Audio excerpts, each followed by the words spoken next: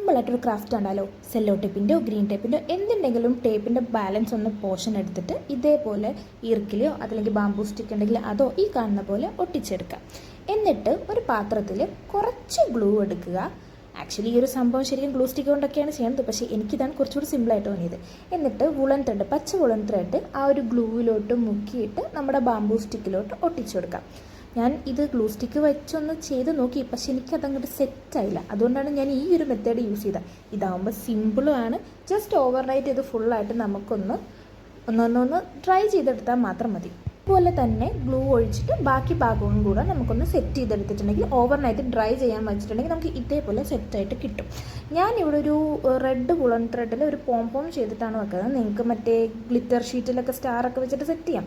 ഞാൻ ഇങ്ങനെ ചെയ്ത് ഇത് വേണ്ടായിരുന്നു പിന്നെ തോന്നിപ്പോയി. പിന്നെ എൻ്റെ കയ്യിൽ കുറച്ച് വൈറ്റ് പേൾസ് ഉണ്ടായിരുന്നു, അത് ഞാൻ ഒട്ടിച്ചു കൊടുത്തിട്ടുണ്ട്. സോ നമ്മളിവിടെ സിമ്പിളായിട്ടുള്ള ഒരു ക്രിസ്മസ് ട്രീ ആണ്. ഫെയറി ലൈറ്റും കൂടെ ചുറ്റി കൊടുത്തിട്ടുണ്ടെങ്കിൽ നല്ല രസമായിരിക്കും കാണാൻ. സോ ഇഷ്ടപ്പെട്ടിട്ടുണ്ടെങ്കിൽ ലൈക്കും ഷെയറും സബ്സ്ക്രൈബും ചെയ്യുക.